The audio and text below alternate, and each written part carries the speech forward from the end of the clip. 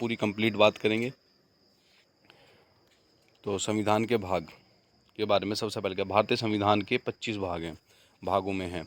यानी कि वैसे तो 24 भाग हैं, 22 भाग हैं, पर इसमें 25 भागों में बता रखा है, क्योंकि 25 भागों में ऐसा है कि कुछ ओब्लिक में भी करके दे रखे हैं, तो करीबन 25 भाग हो जाते हैं। ठीक है। अनुच्छेद 400 हैं। अनुच्छेद कितने हैं? 400 हैं। भाग एक में क्या है? संघ और उसका राज्य क्षेत्र है। भाग एक में क्या है? संघ और उसका राज्य क्षेत्र है। भारतीय संविधान का भाग एक, जिसे अनुच्छेद 1 से लेकर 4 में शामिल है, संघ के नाम और राज्य क्षेत्र और क्षेत्र से संबंधित है। भाग दो किससे? नागरिकता से संबंधित है। भाग दो जिसमें अनुच्छेद 5 से 11 शामिल है, नागरिकता से संबंधित पहलुओं से संबंधित है। ये किससे? 5 से 11 और नागरिकता के संबंधित पहलुओं को संबोधित करता है। भाग तीन किस चीज़ से संबंधित है? भाग 3 मौलिक अधिकार से संबंधित है। भाग 3 किससे संबंधित है? मौलिक अधिकार से संबंधित है। संविधान के महत्वपूर्ण खंडों में से एक भाग 3 है, जिसमें अनुच्छेद 12 से 25 तक शामिल किया गया है। ठीक है। कल हम मौलिक अधिकार ही कराएंगे, क्योंकि इसके बाद हमारे मौलिक अधिकार और हम स्टेप वाइज आगे की तरफ बढ़ते चले जाएंगे। यह भाग भारतीय नागरिकों के मौलिक अधिकारों को रेखांकित करता है, जिसे समानता का अधिकार, स्वतंत्रता का अधिकार, शोषण के खिलाफ अधिकार, धर्म का स्वतंत्रता का अधिकार और संस्कृति एवं और शैक्षणिक अधिकार। ठीक है। समानता, स्वतंत्रता, शैक्षणिक और धार्मिक स्वतंत्रता का अधिकार, संस्कृति और शैक्षणिक अधिकार है। भाग 4 के अंतर्गत क्या है? भाग 4 के अंतर्गत राज्य के नीति निर्देशक सिद्धांत है, जो भाग 4 में है। ठीक है। अनुच्छेद 36 से लेकर 51 तक ये दिए गए हैं। कहाँ से लेकर? 36 से लेकर 51 तक दिए गए हैं, जिन्हें राज्य के नीति निर्देशक तत्व भी कहते हैं, जो लोगों के कल्याण के लिए कानून को नीतियाँ बनाने में सरकार का मार्गदर्शक करते हैं। ठीक है। कल्याण के लिए कानून और नीतियाँ बनाने के में सरकार को मार्गदर्शन करते हैं। भाग 4 के 1 में क्या दे रखा है? 4 के 1 में मूल कर्तव्य दे रखे हैं। 42वां कॉन्स्टिट्यूशन 1976 में जोड़ा गया था। ठीक है। 42वां संविधान संशोधन 1976 में जोड़ा गया था, और ये हमारे भाग 4 के 1 में दिया गया है। भाग 5 में क्या क्या है? भाग 5 में संघ है। भाग 5 में क्या है? संघ है। भारतीय संविधान का भाग 5 में 52 से लेकर 151 सहित 151 सहित राष्ट्रपति, उपराष्ट्रपति और मंत्रिपरिषद की कार्यकारी शक्तियों और कर्तव्यों से संबंधित है।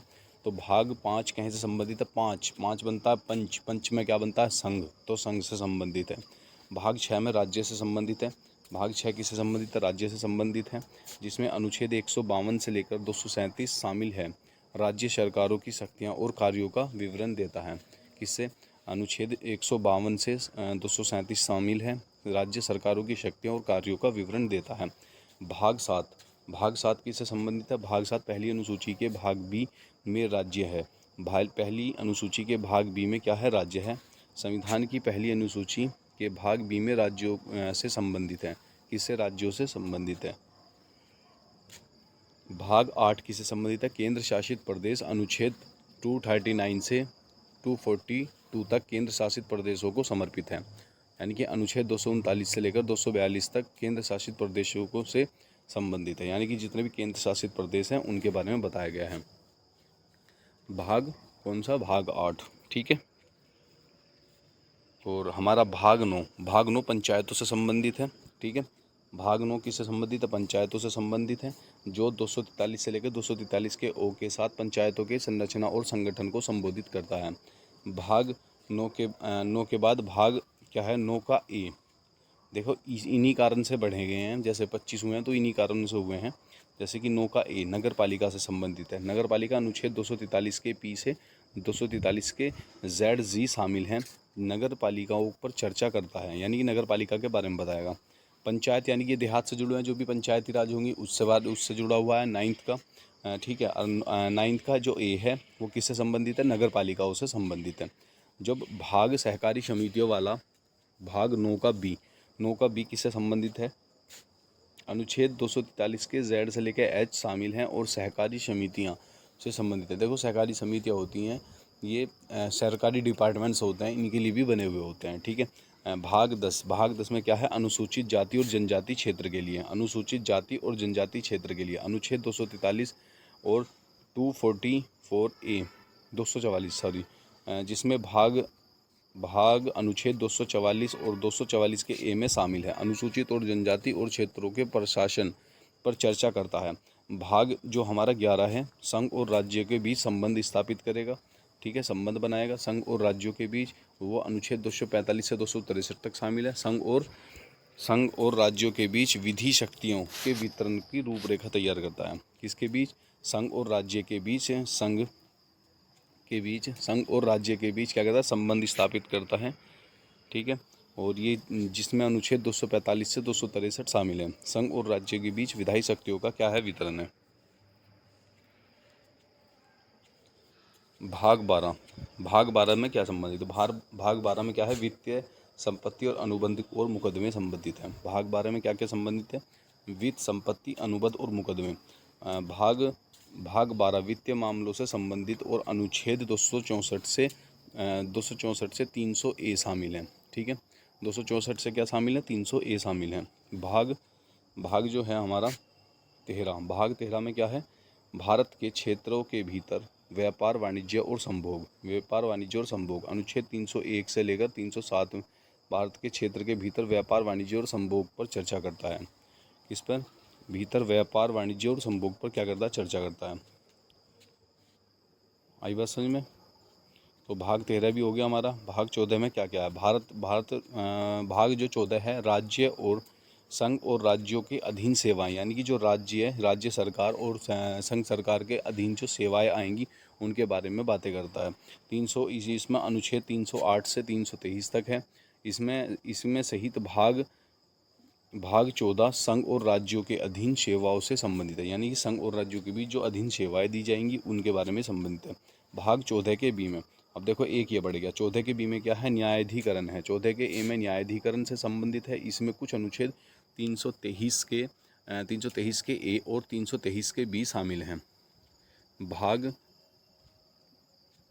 अब आगे भाग 15 में क्या है, चुनाव है। भाग 15 में क्या है, चुनाव है, जिसमें अनुच्छेद 324 से लेकर 329 शामिल हैं। चुनावों पर चर्चा करता है। चुनावों पर क्या करता है, चर्चा करता है। कुछ वर्गों से संबंधित विशेष प्रावधान दिए गए हैं। इसमें भाग 16 में क्या है, कुछ वर्गों से संबंधित क्या है, विशेष प्रावधान हैं, जो अनुच्छेद 330 से लेकर, कहाँ से लेकर, अनुच्छेद 330 से लेकर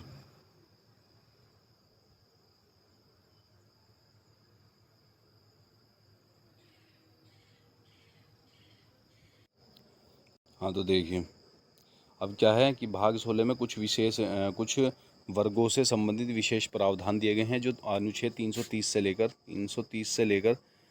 342 तक शामिल हैं। विधानसभाओं में अनुसूचित जाति और अनुसूचित जनजाति एंग्लो भारतीय प्रतिनिधित्व के विशेष प्रावधानों से संबोधित करते हैं।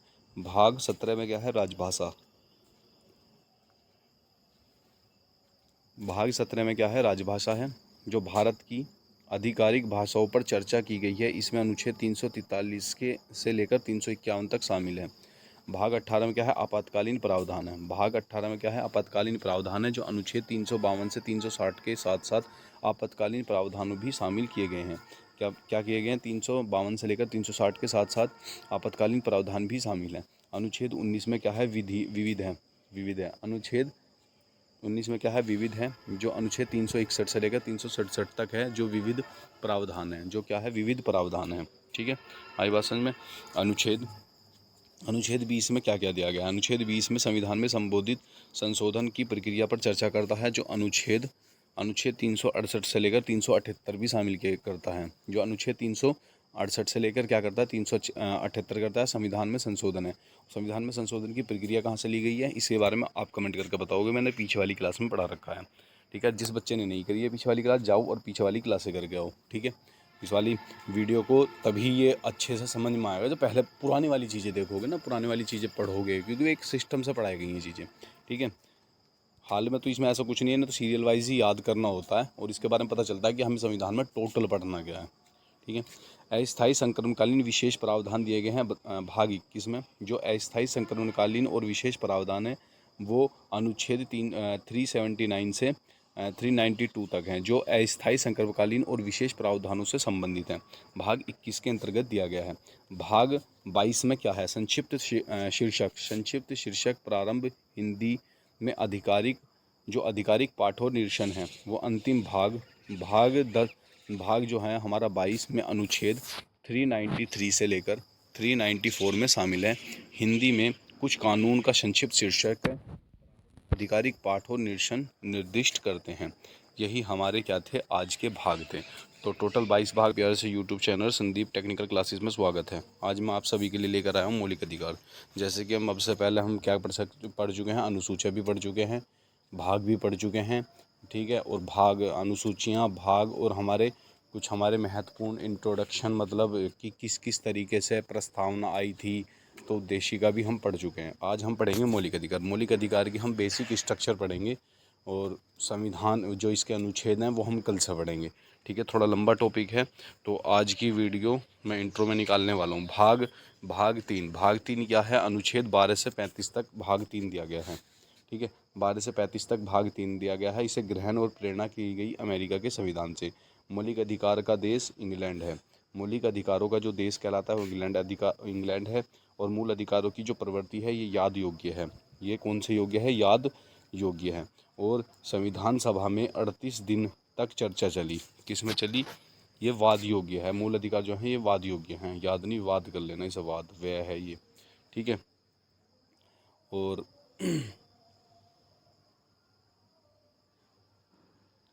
और जो हमारा संविधान है, मूल अधिकार, संविधान में कितनी 38 दिनों तक चर्चा चली। संविधान के लिए कितने दिनों तक चर्चा चली? 38 दिनों तक चली। मूल अधिकारों के नाम कितने? नाम और उपनाम कौन कौन से हैं? संविधान की आत्मा और संविधान का मैग्ना कार्टा भी इन्हीं कहा जाता है। संविधान की आत्मा क्या है? संविधान की आत्मा मूल अधिकारों को कहा जाता है। संविधान का मैग्ना कार्टा भी मूल अधिकारों को कहा जाता है। मूल अधिकारों की संख्या 7, मूल संविधान में 7 थी। मूल अधिकारों की संख्या मूल अधिकार कितनी थी? 7 थी। वर्तमान में कितनी है? 6 है। 44वें संविधान संशोधन द्वारा 1978 में क्या करी गई थी? इनको मान्यता दी गई थी। संपत्ति के अधिकार को हटा दिया गया था। 44वें संविधान संशोधन के द्वारा 1978 में संपत्ति के अधिकार को हटा दिया गया था, जो 19 के F और 31 में था। अब किस में पहुंच गया है? 300 के A में पहुंच गया है। ये संपत्ति का कानून का अधिकार बन गया है। किसका? संपत्ति कानून का अधिकार बन गया है। भाग 1 पार्ट 3 मूल अधिकार फंडामेंटल राइट्स। मूल अधिकार फंडामेंटल राइट्स जो हैं वो आर्टिकल 12 से लेकर 35 तक है। मूल अधिकार कहाँ से लिए गए हैं? अमेरिका से लिए गए हैं। Rights of bill of rights, अधिकार पत्र बोला जाता है इसको। मूल अधिकार का विचार कहाँ से है? ब्रिटेन से है। और मानवाधिकार के लिए है 1215 मैग्ना कार्टा, यानी कि किंग जोंग के द्वारा। मूल अधिकार केवल लिखित संविधान वाले देश का है, केवल लिखित संविधान वाले देशों में है। मौलिक अधिकार न्यायोचित है, यानी कि जस्टिबल नेचर का है। मौलिक अधिकार राजनीतिक लोकतंत्र का है। मूल अधिकार क्या है?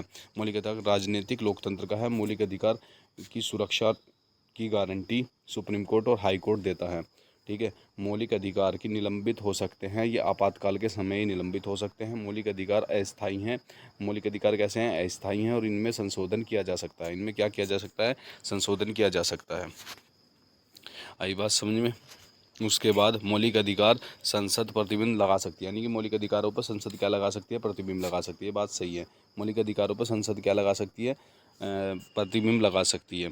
अनुच्छेद 33, 34 और 35 के लिए ये क्या है? इसमें संसद प्रतिबंध लगा सकती है। कौन कौन से में? 33, 34 और 35 के तहत, ठीक है। आगे बढ़ते हैं। मौलिक अधिकार का सुरक्षा कवच क्या कहलाता है? आर्टिकल 13 मौलिक अधिकारों का सुरक्षा कवच कहलाता है। मौलिक अधिकारों का सुरक्षा कवच कौन सा आर्टिकल कहलाता है? मौलिक अधिकारों का सुरक्षा कवच आर्टिकल 13 कहलाता है। मौलिक अधिकार बैकबोन ऑफ कॉन्स्टिट्यूशन कौन सा है? 19, आर्टिकल 19 है। मौलिक अधिकारों का backbone of Indian constitution article 19 है। संविधान का हृदय आत्मा किसे कहा जाता है? आर्टिकल 32 को कहा जाता है। और ये किसने कहा? B.R. अम्बेडकर जी ने कहा। पहली बार भाग मांग की कौन सी उसमें हुई? 1895 में हुई थी। बाल गंगाधर तिलक द्वारा स्वराज बिल में इसकी मांग की गई थी 1895 में। 1928 में नेहरू रिपोर्ट दी गई। 1928 में क्या दी गई? नेहरू रिपोर्ट दी गई। 1931 में कराची अधिवेशन हुआ, अध्यक्ष सरदार पटेल बने। 1931 में क्या हुआ? कराची अधिवेशन हुआ और अध्यक्ष कौन बने? सरदार वल्लभ भाई पटेल बने। 1931 में सेकंड गोलमेज सम्मेलन हुआ, जो गांधी जी के द्वारा हुआ, गांधी जी द्वारा हुआ। 1931 में क्या हुआ? सेकंड गोलमेज सम्मेलन हुआ गांधी जी के द्वारा, ठीक है। उसके बाद मौलिक अधिकार यानी कि फंडामेंटल राइट्स को किस किस हिस्सों में कैसे कैसे बांटा गया है। देखो, मौलिक अधिकार को केवल भारतीयों के लिए जो है वो 15, 16, 19 और 29 और 23 है, जो केवल भारतीयों के लिए है। और जो विदेशियों के लिए भी है 14, 20, 21, 21 का ए, और 24, 25 और 28, ये क्या है, विदेशियों के लिए भी हैं। ठीक है, केवल भारतीयों के लिए हैं 15, 16, 19, 29 और 23, ये किसके लिए हैं, केवल भारतीयों के लिए हैं। आई बात समझ में। उसके बाद मौलिक अधिकार, मूल अधिकार। मौलिक अधिकार को और किस तरीके से जाना जाता है। देखो, मौलिक अधिकारों को जैसे कि समानता का अधिकार किसने कितने से कितने तक है, इसमें समानता का अधिकार 14 से 18 तक है। स्वतंत्रता का अधिकार अनुच्छेद 19 से 22 तक है। शोषण के विरुद्ध अधिकार 23 से 24 तक है। धर्म की स्वतंत्रता का अधिकार 25 से 28 तक है। संस्कृति और शिक्षा का अधिकार 29 से 30 तक है। और संपत्ति का अधिकार 31 में है। और संवैधानिक उपचारों का अधिकार जो है अनुच्छेद 32 में है। संपत्ति के अधिकार को हटा दिया गया है, वो कौन सा आर्टिकल पहुंच गया, 300 के ए में पहुंच गया है। 44वां संविधान संशोधन द्वारा 31 अगस्त 1900 भाग 12 के अनुच्छेद 300 ए के अनुसार कानूनी अधिकार बना दिया गया है। ठीक है, और उसके बाद अब वर्तमान में क्या क्या है। ठीक है, अब 6 हैं, पहले 7 थे, 7 के बारे में बता दिया गया है और 7 में संशोधन करके 1 हटा दिया गया है। तो अब कितने हैं। समानता का अधिकार अनुच्छेद 14 से 15 तक है। स्वतंत्रता का अधिकार 19 से 22 तक है। शोषण के विरुद्ध अधिकार 23 से 24 तक है। धार्मिक स्वतंत्रता का अधिकार 25 से 28 तक है। स्वतंत्रता और शिक्षा का अधिकार अनुच्छेद 29 से 30 तक है। और संवैधानिक उपचारों का अधिकार अनुच्छेद 32 में है। ठीक है, तो ये हमारा क्या था, आज बेसिक स्ट्रक्चर था। और इस वाले वीडियो को जरूर करना। वीडियो बहुत छोटी सी बनाई है मैंने आज, मात्र 6 से 7 मिनट की बनेगी। ठीक है, 6-7 मिनट की वीडियो बनेगी, पर ये एफोर्डेबल होगी, क्योंकि हम कल क्या करेंगे, इसके भाग कंप्लीट कर लेंगे, सब चीज़ तैयार है, तो वो थोड़ा एक्सप्लेन करेंगे। तो ये संपत्ति के अधिकार, बेसिक फंडामेंटल सब पढ़ा दिए थे। आज हम ये पहले कितने हमारे मौलिक अधिकार थे और अब कितने मौलिक अधिकार है। पहले 7 थे और अब कितने हैं, 6 हैं। इनके बारे में बता दिया था। आज यहाँ से चलेगा। ठीक है, अनुच्छेद 12 राज्य की परिभाषा दी हुई है। अनुच्छेद किसमें, 12 में। तो राज्य की जो परिभाषा है वो किसमें, अनुच्छेद 12 में। अनुच्छेद 13 में क्या है, राज्य ऐसे कोई कानून नहीं बनाएगा जो मूल अधिकार का हनन करता हो। जो किसका हनन करता हो, किसी मूल अधिकार का हनन करता हो, ऐसे क्या नहीं बनाएगा, ऐसे कोई भी कानून नहीं बनाएगा। कौन, राज्य ऐसा कोई भी कानून नहीं बनाएगा जो मौलिक अधिकार का क्या करता हो, हनन करता हो। ये अनुच्छेद किसमें दिया गया है, 13 में दिया गया है। समानता का अधिकार 14 से 18 में दिया गया है। समानता का अधिकार किसमें दिया गया है, 14 से 18 में दिया गया है समानता का अधिकार। उसके बाद स्वतंत्रता का अधिकार किसमें दिया गया है, स्वतंत्रता का अधिकार 19 से 22 में दिया गया है। शोषण के विरुद्ध अधिकार, शोषण के विरुद्ध जो अधिकार है वो हमारा 23 से 24 के बीच में दिया गया है।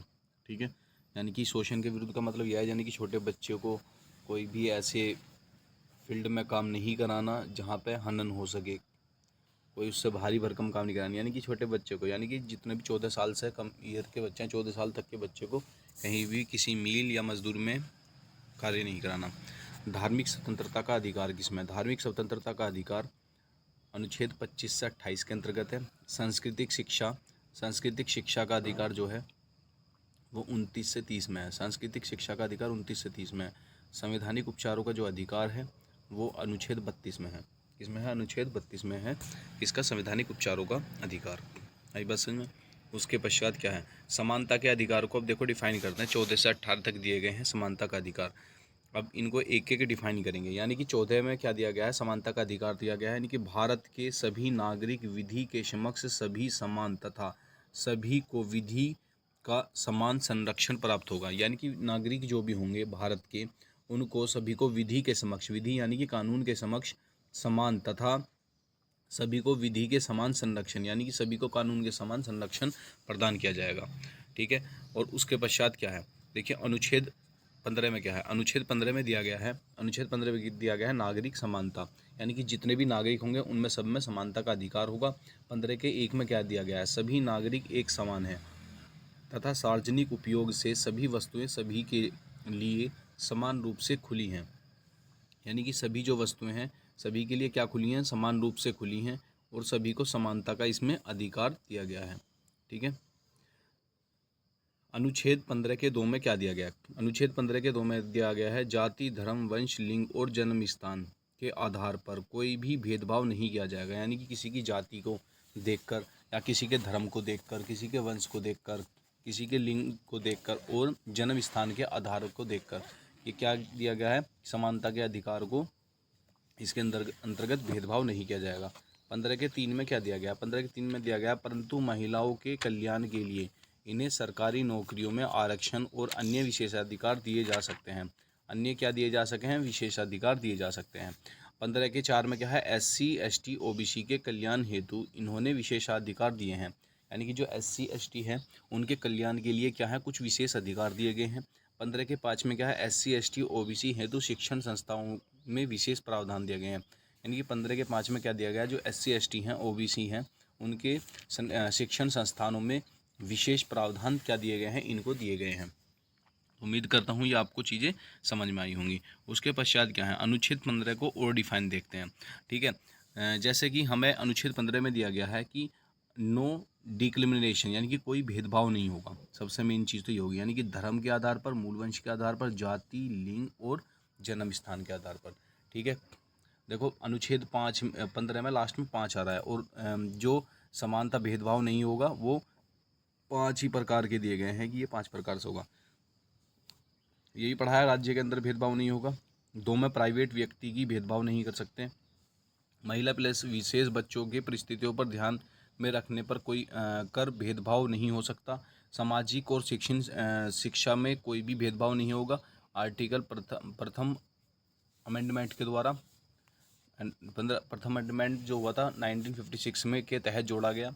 और 15 के 5 में क्या है, सामाजिक और शिक्षा के पिछड़े वर्गों के लिए नागरिकों के लिए विशेष प्रावधान दिया गया 93वें कॉन्स्टिट्यूशन अमेंडमेंट द्वारा 2005 में। 15 के 6 में क्या दिया गया, 15 के 6 में 133वां कॉन्स्टिट्यूशन अमेंडमेंट हुआ 2019 के तहत जोड़ा गया कि EWS को, इकोनॉमिक्स को, आर्थिक रूप से कमज़ोर वर्ग के लोगों को कुछ मतलब छूट दी जाएगी, EWS का 103वां।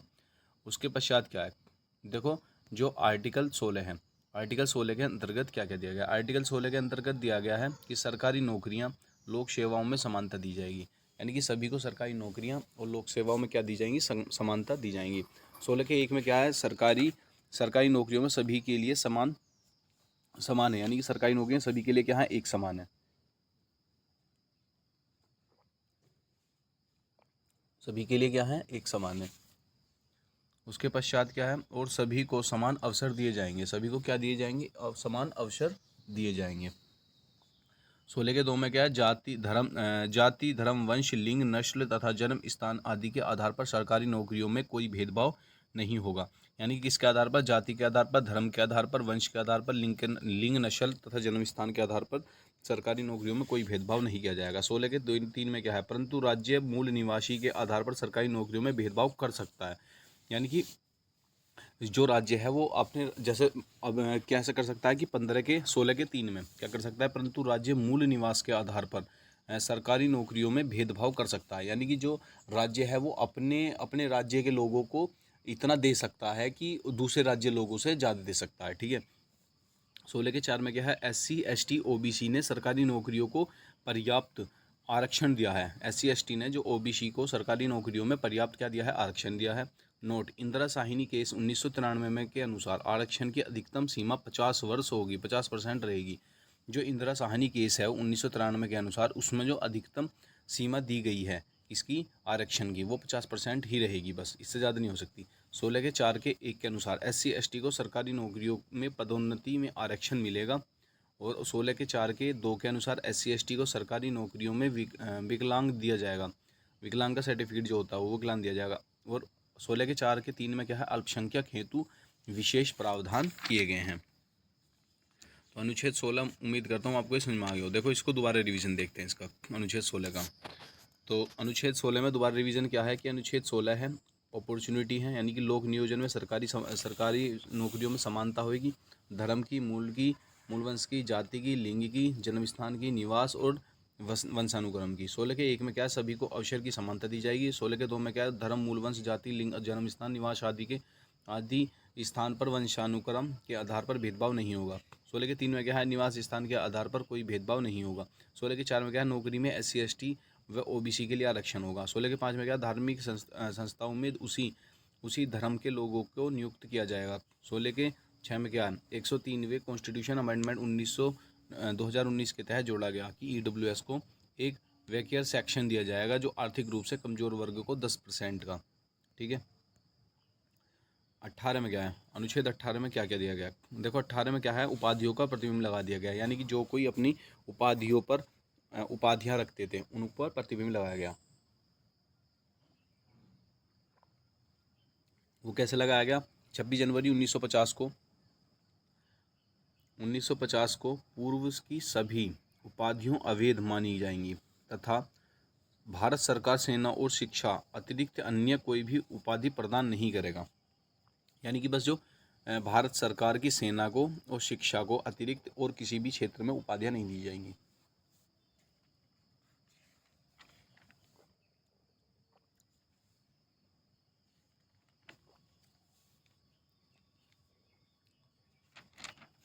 राज्य सम्मान दे सकता है, सेना संबंधी सम्मान दे सकता है, शिक्षा संबंधी सम्मान दे सकता है। उपाधियों का अंत महाराजा, राय बहादुर और राजा साहेब के लिए दे सकता है। भारत का कोई नागरिक जो होगा विदेशी राज्य से उपाधि धारण नहीं करेगा। राज्य के अधीन कोई विदेशी उपाधि राष्ट्रपति की स्वीकृति में होगा। राज्य के अधीन कोई नागरिक विदेशी उपाधि को राष्ट्रपति की स्वीकृति से करेगा। ठीक है। 1996 में सुप्रीम कोर्ट ने क्या करा, पद्म विभूषण, पद्म भूषण और पद्मश्री ये सम्मान है, उपाधि नहीं। ये क्या है, एक सम्मान है, उपाधि नहीं, कि इनको नहीं लगा सकते। शुरुआत 1954 में हुई थी। शुरुआत कब हुई थी पद्मश्री की, 1954 में हुई थी। अनुच्छेद 17 में क्या क्या दिया गया है, देखो अनुच्छेद जो 17 है, अनुच्छेद 17 में दिया गया है अस्पृश्यता का अंत, छुआछूत पर प्रतिबिंब दिया गया है। अस्पृश्यता का अंत यानी कि अनुच्छेद 17 में क्या दिया गया है, अस्पृश्यता का अंत, जिसमें छुआछूत पर प्रतिबिंब लगाया गया है।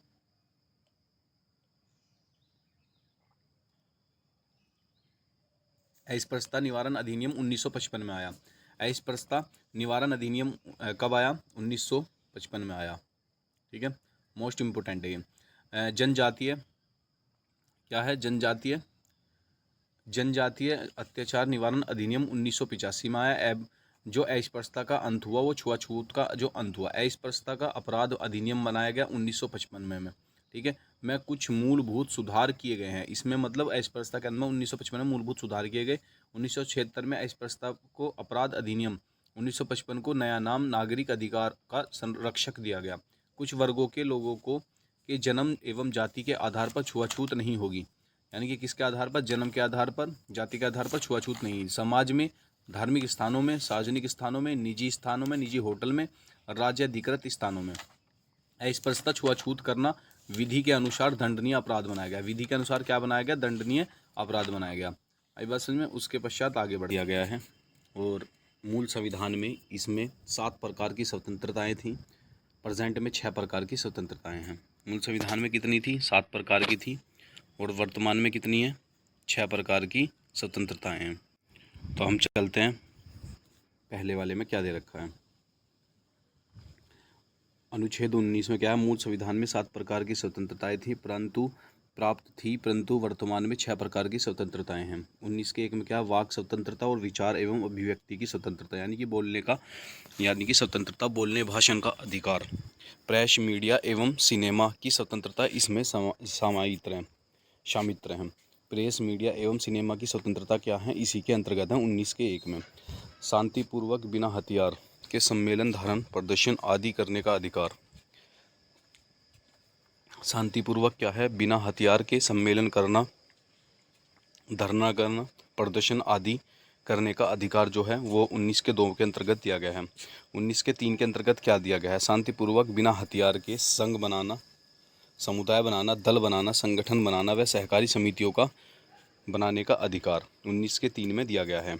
19 के 4 में क्या दिया गया है, भारत के सभी नागरिकों को पूरे देश में कहीं भी भ्रमण, भावागमन का अधिकार, यानी कि भ्रमण करने का और भावागमन करने का अधिकार 19 के 4 में दिया गया है। 19 के 5 में क्या दिया गया है, सभी नागरिकों को पूरे देश में कहीं भी स्थायी निवास का अधिकार। 5 में यानी कि निवास करेंगे, कहीं भी कर सकते हैं भारत के किसी भी कोने में। यह वर्तमान में खाली है। 19 के 6 में क्या है, यह वर्तमान में खाली है। मूल संविधान में इसमें संपत्ति का अधिकार दिया गया था, यानी कि ये निरस्त कर दिया गया है और संपत्ति का अधिकार अब विधिक अधिकार बन गया है, जो 300 के क्या के अंतर्गत है। संपत्ति के अधिकार को ख़त्म कर दिया गया है। ठीक है। सभी नागरिकों को देश में कहीं पर भी व्यापार का अधिकार 19 के साथ में है। 19 के साथ में क्या है? भारत का कोई भी व्यक्ति पूरे भारत में कहीं पर भी व्यापार कर सकता है। ठीक है। अनुच्छेद 19 में क्या है? 6 प्रकार की स्वतंत्रता हैं। दोबारा देख लीजिए, मूल संविधान में 7 प्रकार की थी और अब कितनी है? 6 प्रकार की स्वतंत्रताएं हैं। 19 में 6 प्रकार की स्वतंत्रताएं। स्वतंत्रता का अधिकार 19 से 22 तक दिया गया है। 19 के 1 में वाक एवं अभिव्यक्ति की स्वतंत्रता। 19 के 2 में शांतिपूर्ण बिना हथियार के सम्मेलन का अधिकार दिया गया है। 19 के 3 में संघ एवं सहकारी समितियों का अधिकार दिया गया है। 19 के 4 में भारत के राज्य क्षेत्र में कहीं भी घूमने का अधिकार दिया गया है। यानी 19 के 4 में क्या है? भारत के राज्य क्षेत्र में कहीं भी घूमने का अधिकार जो है वो इसी के अंतर्गत दिया गया है। 19 से 5 में क्या है?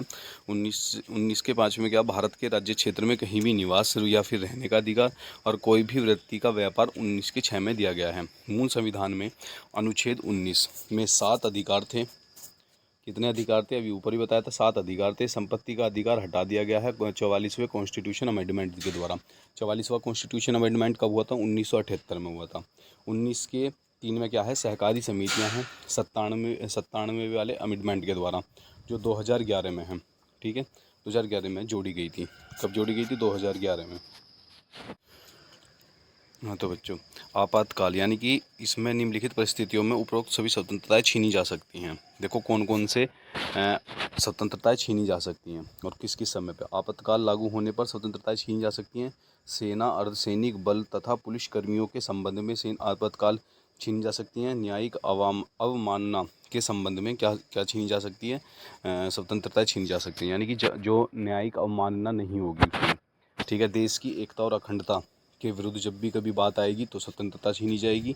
कानून व्यवस्था के लिए भी स्वतंत्रता छीनी जा सकती है। अपराध की दोष सिद्धि के लिए, अनुच्छेद 20 में क्या है? अपराध की दोष सिद्धि के लिए, जैसे कि अपराध की दोष सिद्धि के संबंध में अधिकार 20 के 1 में क्या? प्रचलित कानून के अनुसार। 20 के 2 में क्या है? अब एक अपराध एक सत्र का प्रावधान। या फिर 20 के 3 में क्या है? आत्म आरोपण वर्जित है। स्वयं के खिलाफ गवाही मान्य नहीं होगी। स्वयं के खिलाफ क्या नहीं होगी? गवाही जो होगी वो मान्य नहीं होगी। 20 के 3 के अनुसार ये चीज़ें दी गई हैं। आरोपण वर्जित है और स्वयं के खिलाफ क्या नहीं होगी? गवाही क्या नहीं होगी? मान्य नहीं होगी। आई बात समझ में? उसके पश्चात क्या है? अनुच्छेद 20 में क्या? अपराध की दोष सिद्धि के संबंध में अधिकार प्रचलित कानून के अनुसार और एक अपराध एक सत्र का प्रावधान। 20 के 3 में आत्म आरोपण वर्जित है। स्वयं के खिलाफ गवाही मान्य नहीं होगी। ठीक है, स्वयं के खिलाफ क्या नहीं होगी? गवाही मान्य नहीं होगी। यानी कि अगर तुम अपने खिलाफ कुछ सच बोल रहे हो, वो क्या गवाही कभी भी मान्य नहीं होगी। अनुच्छेद 20 में क्या? अपराध के लिए दोष सिद्धि के संबंध में संरक्षण किस तरीके से है? तो देखते हैं किस तरीके से है।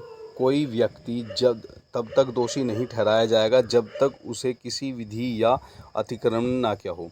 यानी कि उसे जब तक दोषी सिद्ध नहीं किया जाएगा जब तक उसने विधि का अतिक्रमण ना हो किया गया हो। यानी कि विधि के द्वारा उसका कोई ऐसा अतिक्रमण ना किया गया हो अनुच्छेद 20 के अनुसार, उसे जब तक दोषी नहीं ठहराया जाएगा। जैसे अपराध की वजह से सज़ा दी जाएगी, जो अपराध किए गए समय पर सज़ा लागू होगी।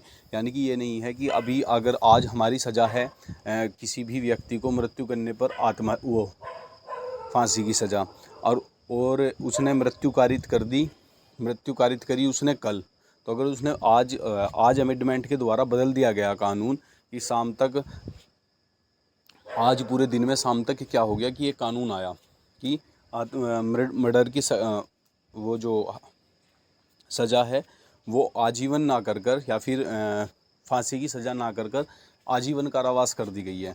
तो उस कंडीशन में क्या होगा कि जो कल उसको कारित करेगा और आज कानून लागू कर दिया गया, और आज कानून लागू कर दिया गया और उसने उसके बाद मृत्यु कारित करी, ठीक है, तो उसी के पश्चात क्या होगा?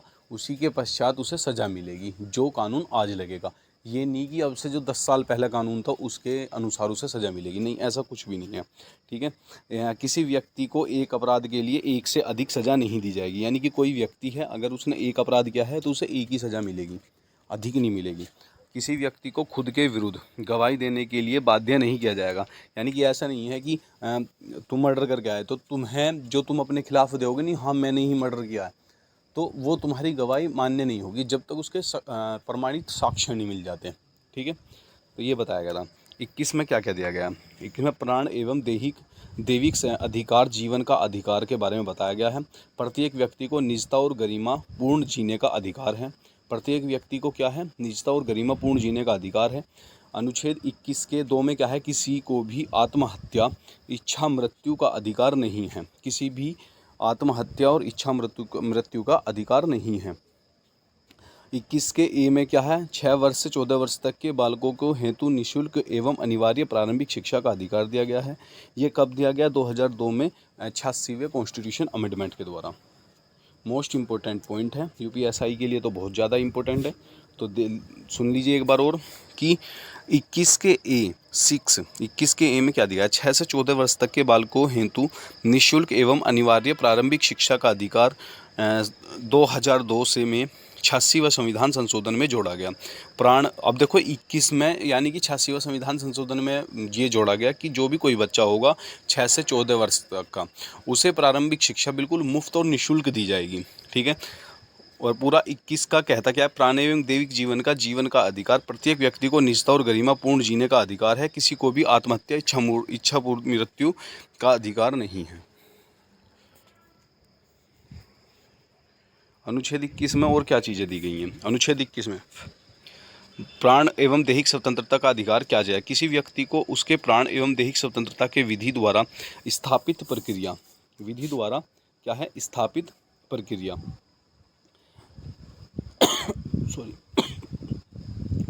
किसी व्यक्ति को उसके प्राण एवं दैहिक स्वतंत्रता के विरुद्ध से विधि द्वारा स्थापित प्रक्रिया के द्वारा वंचित किया जा सकता है। विधि द्वारा स्थापित प्रक्रिया भारत में होगी, विधि की विधिवत्ता प्रक्रिया अमेरिका में होगी। अनुच्छेद 21 के ए के अनुसार शिक्षा का अधिकार दिया गया है।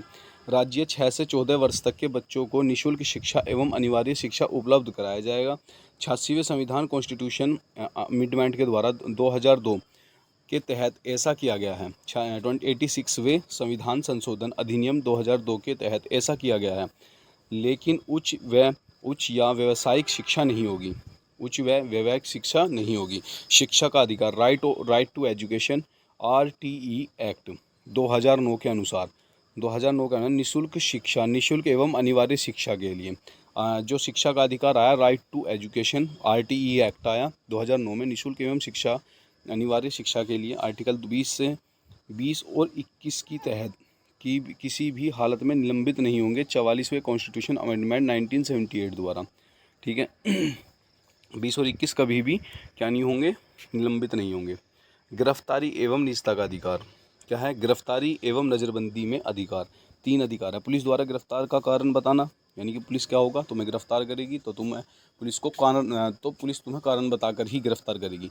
बंदी व्यक्ति को बचाव का अधिकार, यानी कि जो भी बंदी व्यक्ति है उसको अपने आत्मरक्षा का अधिकार है, वो अपना कोई भी वकील कर सकता है। बंदी व्यक्ति को गिरफ्तारी के 24 घंटे के भीतर न्यायालय में उपस्थित करना, यानी कि अगर जो तुम्हें कोई पुलिस उठा के लेके जाते हैं, उसने तुम्हें 24 घंटे के अंदर न्यायालय में पेश नहीं किया तो ये बहुत ही शोचनीय है। और सोचनीय के साथ साथ यानी कि तुम्हारा अधिकार है और तुम उसके खिलाफ आवाज़ उठा सकते हो। ठीक है, आगे बढ़ते हैं। अनुच्छेद 22 कुछ दशाओं में निरोध एवं गिरफ्तारी के संरक्षण में अधिकार दिया गया है। दंड विषयक हिरासत और निवारक हिरासत 2 हिरासतों में बांटा गया है। यानी कि अनुच्छेद 22 के अनुसार 2 हिरासतों में बांटा गया है। जैसे कि सबसे पहला व्यक्ति को दंड, अपराध किए जाने पर दंड मिलेगा, अपराध कबूल करने पर दंड मिलेगा, और अदालत से दोषी साबित हो तो उसे दंड मिलेगा। शक के आधार पर गिरफ्तार, अपराध से पहले, यानी कि अपराध से पहले जो शक के आधार पर गिरफ्तार किया जाएगा उसके बारे में क्या है? व्यक्ति की हिरासत 3 महीने से ज़्यादा नहीं होगी। यानी कि अगर शक के आधार पर किसी को गिरफ्तार कर रखा है और उसके खिलाफ कोई साक्ष्य नहीं मिले तो 3 महीने के अंदर वो छोड़ना पड़ेगा। 3 महीने के बाद सलाहकार बोर्ड सज़ा बढ़ा सकते हैं, यानी कि सज़ा बढ़ा सकता है। कौन सलाहकार बोर्ड? कौन होता? हाई कोर्ट के जज। ठीक है, हिरासत का बारे में व्यक्ति को बताया जाना चाहिए, यानी कि हिरासत किस लिए हो रही है उसको बताना जाना चाहिए कि उसके क्या उसने ऐसा काम किया है कि जो उसे हिरासत में लिया जा रहा है। हिरासत के विरुद्ध प्रतिवेदन का अधिकार, हिरासत के विरुद्ध प्रतिवेदन यानी कि वो अपना प्रतिवेदन दे सकता है, किसी को वकील कर सकता है, तो इसके बारे में उसको अधिकार है। तो आज ये हमने पढ़े 19 से लेकर 22 तक हमारे स्वतंत्रता का। हेलो, आप सभी बच्चों को जय श्री राम। आप सभी का आपके अपने प्यारे से YouTube channel Sandeep technical classes में स्वागत है। आज संदीप टेक्निकल क्लासेस में आज हम आपके लिए क्या लेकर आए, मौलिक अधिकार के क्वेश्चन लेकर आए हैं। देखो 2 दिन में क्वेश्चन कंप्लीट कराऊंगा, थोड़े क्वेश्चन ज़्यादा हैं, नंबर ऑफ़ क्वेश्चंस, तो आज मैं कम से कम 20 क्वेश्चन कराने वाला हूं और कल इनकी संख्या बढ़ भी सकती है। तो मौलिक अधिकार पर जितने क्वेश्चन बन सकते हैं वो मैं सारे लेकर आ गया हूँ। उम्मीद करता हूँ आपको ये क्वेश्चन समझ में आएंगे और आप इनके आंसर सही से देंगे। इनके क्वेश्चन वही लगाएँ जिन्होंने पहले अपनी सारी वीडियो ले ली हों मौलिक अधिकार की। बिना मौलिक अधिकार की वीडियो करें या फिर उससे पहले वाली वीडियो करें, ये टेस्ट ना लगाएं, नहीं तो कॉन्फिडेंस लेवल लो हो जाएगा। तो आप टेस्ट लगाइए, मैं आपको बताता हूँ। मौलिक अधिकार संविधान के किस भाग में वर्णित हैं? मौलिक अधिकार संविधान के भाग 3 में वर्णित दिए गए हैं। मूल अधिकार को सर्वप्रथम किस देश के संवैधानिक मान्यता प्रदान है? यानी कि मूल संविधान जो है वो कहाँ से लिया गया है और सर्वप्रथम जो मान्यता प्राप्त है वो कौन से संविधान के देश के संविधान से मान्यता प्राप्त है? तो संयुक्त राज्य अमेरिका से ली गई है। कहाँ से ली गई है? संयुक्त राज्य अमेरिका से। मौलिक अधिकारों का वर्णन, मौलिक अधिकारों का वर्णन भाग 3 के अंतर्गत दिया गया है। भाग 3 के अंतर्गत दिया गया है और भाग 3 कहाँ से कहाँ तक है? 12 से 35 तक है। Option number A is a right answer. अगला क्वेश्चन, डॉक्टर भीमराव अंबेडकर ने संविधान के किस भाग में सर्वाधिक अलौकिक भाग कहा है? यानी कि किस संविधान के भाग को सर्वाधिक और अलौकिक भाग कहा है? किसने? भीमराव अंबेडकर जी ने। तो भीमराव अंबेडकर जी ने जो कहा है, बताइए कौन सा कहा है? 1 को, 2 को, 3 को या 4 को? बताइए, 1 को, 2 को, 3 को या 4 को? जल्दी बताइए। तो भाग 3 को सर्वाधिक लौकिक कहा है। भारतीय संविधान द्वारा भारतीय नागरिकों को कुल कितने मौलिक अधिकार प्रदान किए गए थे? भारतीय संविधान को नागरिकों को कुल कितने मौलिक अधिकार प्रदान किए गए थे? यानी कि भारतीय संविधान की बात कर रहा है। भारतीय संविधान की बात करें तो क्या लगाना है? 7। कितने दिए गए थे? 7 दिए गए थे। Option number B is the right answer. अब वर्तमान में भारतीय नागरिकों को कितने मौलिक अधिकार प्रदान है? वर्तमान में भारतीयों को 7 मौलिक अधिकार प्रदान है। नहीं, 7 तो हमारे मूल अधिकार में थे, अब कितने हैं? 6। कितने प्राप्त हैं? 6। ऑप्शन नंबर ए, इसका क्या है? ए राइट आंसर है।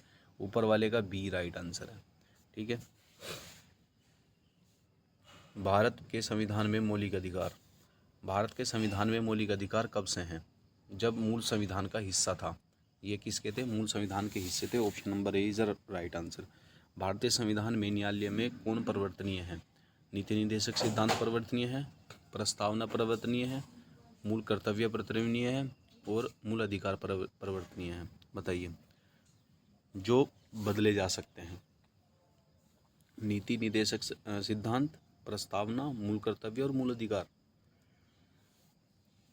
मूल अधिकार की बात चलिए तो मूल अधिकार ही होंगे। तो 8 का D is a right answer. मौलिक अधिकार को लागू करने का दायित्व है।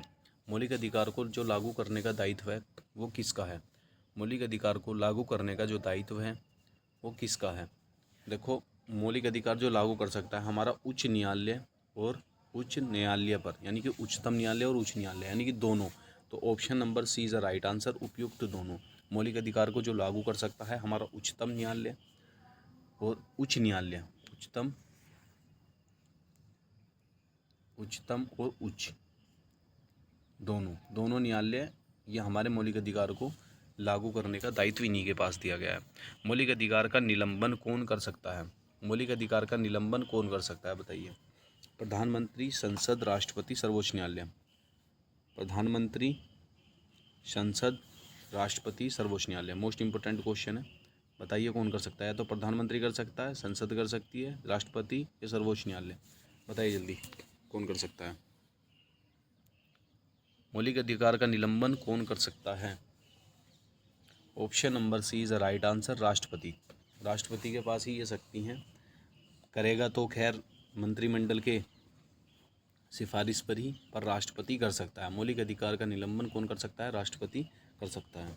मौलिक अधिकार के बारे में सुनवाई करने का अधिकार निम्न को प्रदान किया गया है, यानी कि किसको प्रदान किया गया? मौलिक अधिकारों की सुनवाई करने का अधिकार। भाई जो सुनवाई करने का जो अधिकार है वो किसको दिया गया है बताइए? सुनवाई करने का अधिकार किसको दिया गया है? तो किसको दिया गया है? सर्वोच्च न्यायालय को दिया गया है, उच्च न्यायालय को दिया गया है, प्रधानमंत्री को, या इनमें से कोई नहीं? बताइए जल्दी, किसको दिया गया है अधिकार? तो ये दिया गया है हमारा सर्वोच्च न्यायालय को। ठीक है, किसको दिया गया है? सर्वोच्च न्यायालय को। संविधान में उद्घोषित मौलिक अधिकार में संशोधन किया जा सकता है। उद्घोषित संविधान में जो संशोधन किया जा सकता है वो किसके द्वारा किया जा सकता है?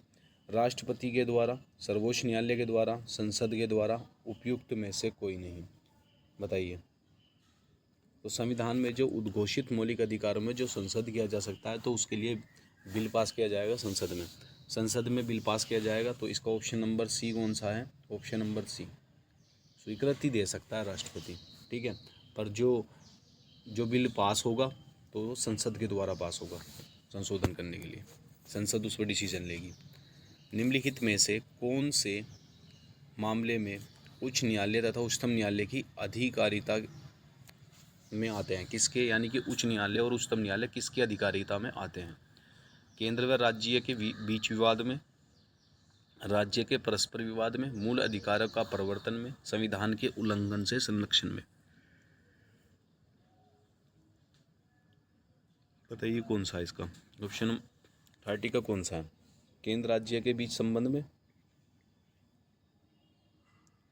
या राज्यों के परस्पर विवाद में, या मूल अधिकार के प्रवर्तन में, या संविधान के उल्लंघन में? किस में है बताइए? तो किस में है?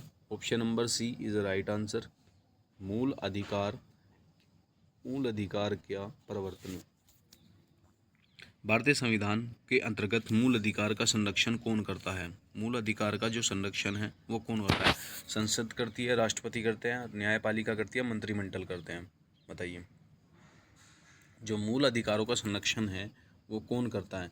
क्या आपके मंत्रिमंडल करता है? नहीं। क्या आपका न्यायपालिका करती है, या संसद करती है? नहीं। राष्ट्रपति करते हैं? नहीं। तो कौन सा करते हैं? Option number C is the right answer, न्यायपालिका करती है। कौन करती है? न्यायपालिका। मौलिक अधिकार के निलंबन का आदेश कौन दे सकता है? मौलिक अधिकार के निलंबन का आदेश कौन दे सकता है? मौलिक अधिकार के निलंबन का आदेश प्रधानमंत्री, संसद, सर्वोच्च न्यायालय और राष्ट्रपति। बताइए कौन दे सकता है?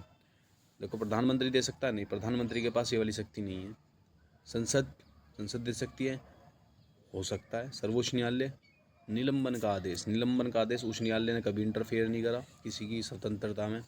संसद भी नहीं कर सकती, राष्ट्रपति जी कर सकते हैं, उनके पास ही एक ऐसी शक्ति है जो निलंबन का आदेश कर सकते हैं। मूल अधिकार पर आवश्यक प्रतिबिंब लगाने का अधिकार किसको है? जो मूल अधिकारों पर आवश्यक प्रतिबिंब लगाने का जो अधिकार है तो वो किसके पास है? राष्ट्रपति के पास है? नहीं, प्रतिबिंब नहीं लगा सकता राष्ट्रपति। ठीक है, निलंबन कर सकता है पर प्रतिबिंब नहीं लगाना, यानी कि रोक नहीं लगा सकता। ठीक है, संसद को है, न्यायपालिका को है, न्यायपालिका को भी नहीं है।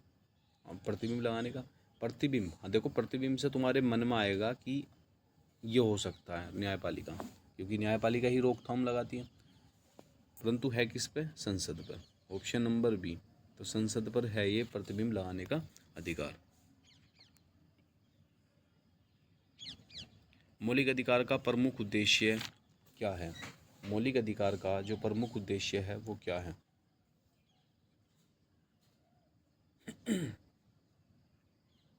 मौलिक अधिकार का प्रमुख उद्देश्य समाज के समाजवादी ढांचे को बढ़ावा देना है।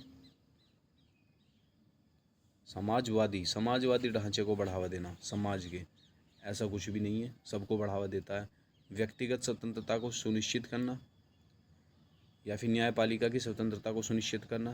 देखो, मौलिक अधिकार है तो न्यायपालिका तो ऑटोमेटिक ही है। उपयुक्त सभी को सुनिश्चित करना, उपयुक्त सभी नहीं हो सकते क्योंकि पहले वाला तो गलत हो गया, दूसरे वाला भी इतना वैरी नहीं कर रहा। व्यक्तिगत स्वतंत्रता, यानी कि क्या है? व्यक्तिगत स्वतंत्रता को सुनिश्चित करता है मौलिक अधिकार हमारा। भारत में मौलिक अधिकारों के संबंध में निम्न कथन पर विचार कीजिए। क्वेश्चन नंबर 18 क्या है? ये मौलिक अधिकार जो है उनके संबंध में जो उसके कथन है उन पर विचार करने के लिए बोल रहा है। यह राज्य कृति के विरुद्ध एक गारंटी पत्र है। हाँ, राज्य कृति के विरुद्ध एक गारंटी पत्र है। हाँ, ये गारंटी पत्र है। यह संविधान के भाग 3 में है। ये तो है ही। ये सामाजिक, आर्थिक और राजनीतिक न्याय सुनिश्चित करता है। तो सामाजिक, आर्थिक और राजनीतिक न्याय ये सुनिश्चित नहीं कर रहा। ठीक है। यह यूएसए के अधिकारों के बिल की भांति नहीं है। अब नीचे देखो, उसके तो बिल की भांति ही है, वहीं से तो लिया गया है। तो option number A is a right answer, A and B, यानी कि 1 और 2 सही है। ठीक है जी मम्मी।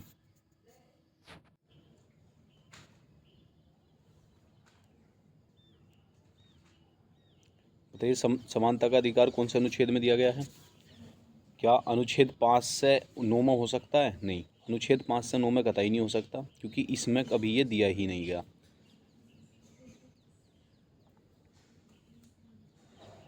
एक मिनट।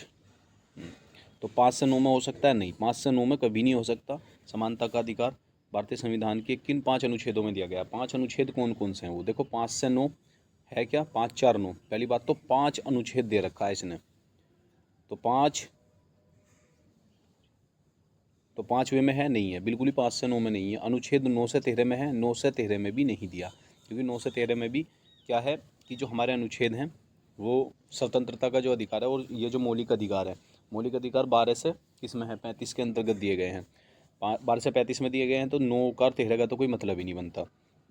अनुच्छेद 17 से 21, 17 से 21 यहाँ कन्फ्यूज़न बन सकती है, पर 17 से 21 नहीं हो सकता, क्योंकि स्वतंत्रता दी गई है हमारी किसमें? 19 से लेकर 22 तक दी गई है। तो ये 17 कहाँ से आया? तो ये भी ऑप्शन नंबर डी भी गलत है। अनुच्छेद 14 से 18 में दिया गया है समानता का अधिकार, जो भारतीय संविधान के 5 अनुच्छेदों में दिया गया है। ठीक है। भारतीय संविधान के निम्नलिखित अनुच्छेदों में से कौन विधायन सत्ता का पर पूर्ण नियंत्रण लगाता है? बताइए, विधायन सत्ता पर पूर्ण नियंत्रण कौन सा अनुच्छेद लगाता है? ऑप्शन नंबर लास्ट है, लास्ट क्वेश्चन है इस आज की वीडियो का।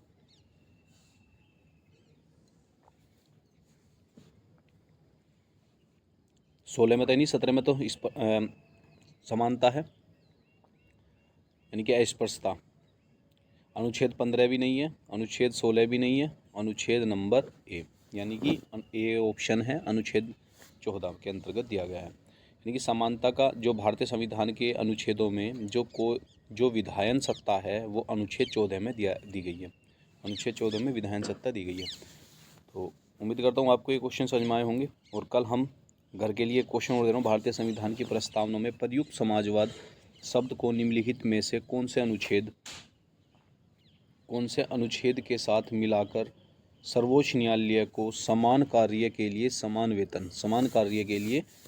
वेतन का मौलिक अधिकार परिभाषित करने की शक्ति प्रयुक्त हुई है? क्वेश्चन थोड़ा बड़ा सा लग रहा होगा, पर एक ही है, समान, इतना ध्यान रखना, समान वेतन, समान कार्य के लिए समान वेतन, इतना ध्यान कर लोगे तो अपना आप पता चल जाएगा अनुच्छेद कौन सा है। ठीक है, आज की वीडियो यहीं रोकते हैं। चैनल को सब्सक्राइब करना, वीडियो शेयर करना। चल रहे हैं मौलिक अधिकार की, जिसने पुरानी वीडियो ना देखी हो वो वीडियो देखें, उसके बाद इन क्वेश्चनों को लगाएं। एक सेट कल लगाया था, एक सेट आज हो गया, हो जाएगा, तो आपकी ये 2 दिन का सेट कंप्लीट होगा। ठीक है, 15 से 16 मिनट से ज़्यादा हम नहीं बनाएंगे। तो आप सभी के लिए आगे बढ़ते हैं पहले क्वेश्चन की तरफ, और वीडियो को शेयर करना, चैनल को सब्सक्राइब करना और वीडियो लाइक करना अगर आप सभी ने वीडियो देखी हो तो। ठीक है, और सारे के सारे इसको कंटेंट को अपना सेव करके रख लेना। अगर किसी को पीडीएफ चाहिए तो कमेंट कर देना वीडियो के नीचे, या फिर टेलीग्राम का लिंक दे रखा है डिस्क्रिप्शन में, टेलीग्राम पे जाना, उस पर ज्वाइन हो जाना और वहाँ पे जाके मांग लेना। या फिर संदीप टेक्निकल क्लासेस का जब पीडीएफ हमारी स्टार्ट हुई थी, ये वीडियो स्टार्ट हुई थी, पहली वीडियो में जाके देखना, हमने उसमें नंबर डाल रखा है, उन पर जाकर व्हाट्सएप पे मैसेज कर देना, वो वहाँ पे दे देंगे। मैंने जैसा कि बोला था, हमारा इस वीक हमारा पीडीएफ फ्री रहेगी, और पीडीएफ को जिसको परचेज़ करना वो कर सकता है, बिल्कुल फ्री ऑफ कॉस्ट रहेगी। ये मेरी तरफ से ऑफ़र है। अभी हमने संदीप सर से पूछा नहीं है, पर फिर भी मैं अपनी तरफ से ये दिवा रहा हूँ, और उसके बाद जो भी कुछ पेमेंट का होगा वो हम अपने आप देख लेंगे। ठीक है, आपको जिसको PDF चाहिए वो PDF ले सकता है। इस वीक का है, बस ये भी इस वीक में 2-3 दिन और बच रहे हैं। चलो हम पहला क्वेश्चन करते हैं। भारतीय संविधान के निम्नलिखित में से कौन से अनुच्छेदों में विधायन सत्ता पर पूर्ण नियंत्रण लगाया जाता है? यानी कि विधायन सत्ता पर कहाँ पर कौन से अनुच्छेद में नियंत्रण लगाया जाता है? देखो, विधायन सत्ता पर जो नियंत्रण लगाया जाता है 14, 15 और 16 के अंतर्गत लगाया जाता है। और अनुच्छेद जो 17 है उसमें क्या है कि नियंत्रण नहीं लिखा जाता, ये अस्पष्टता के लिए होता है। ठीक है। अनुच्छेद 21, क्वेश्चन नंबर 21, भारतीय संविधान की प्रस्तावना में भारतीय संविधान के निम्नलिखित अनुच्छेदों में से कौन सा विधान सत्ता पर पूर्ण, ये तो कल करा दिया था ये वाला क्वेश्चन, तो 21 से देखो। भारतीय संविधान की प्रस्तावना में प्रयुक्त समाजवाद शब्द को निम्नलिखित में से किस अनुच्छेद के साथ मिलाकर सर्वोच्च न्यायालय में समान कार्य के लिए समान वेतन अधिकार परिभाषित किया गया है? समान कार्य के लिए समान वेतन का प्रावधान किया गया है, वो कौन से अनुच्छेद के अंतर्गत किया गया है? वह अनुच्छेद 14, 15 और 16 के अंतर्गत क्या है? Option number C is the right answer. विधि के सामने समानता का अधिकार कौन से अनुच्छेद के अंतर्गत है? यानी कि किस चीज़ के अंतर्गत है? नागरिक अधिकार के अंतर्गत है, सामाजिक अधिकार के अंतर्गत है, आर्थिक अधिकार के अंतर्गत है या राजनीतिक अधिकार के अंतर्गत है? बताइए। विधि के सामने समानता के अधिकार किसके अंतर्गत है? ये नागरिकता का अधिकार है। इसमें option number A is the right answer, नागरिकता के अधिकार से संबंधित है। विधि के सामने समानता का अधिकार किसमें? नागरिकता के अधिकार में। निम्नलिखित में से भारतीय संविधान के किस अनुच्छेद के अंतर्गत किसी भी रूप में छुआछूत निषेध का प्रावधान किया गया है? छुआछूत का निषेध का प्रावधान जो किया गया है, आर्टिकल किसके अंतर्गत किया गया है? बताइए। अनुच्छेद 14 में, अनुच्छेद 19 में, अनुच्छेद 17 में? बताइए किस में किया गया है?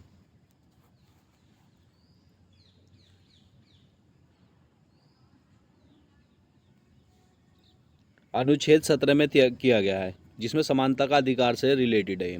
ठीक है, किसमें? अनुच्छेद 17 में।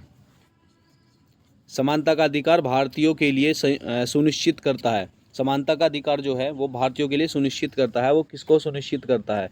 समानता का अधिकार धार्मिक समानता, आर्थिक समानता और सामाजिक समानता, तीनों को सुनिश्चित करता है। तो option number D is the right answer, उपयुक्त सभी।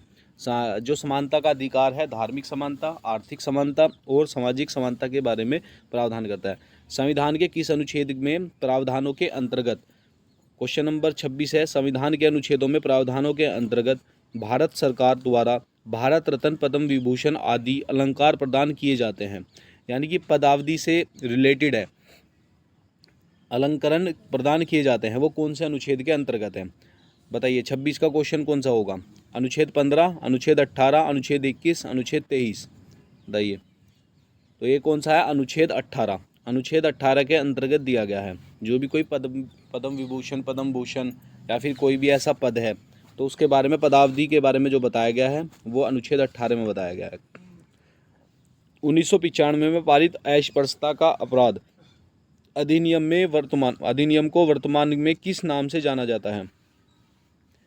1995 में जो पारित हुआ अस्पृश्यता का अपराध का अधिनियम, उसको अब किस नाम से जाना जाता है?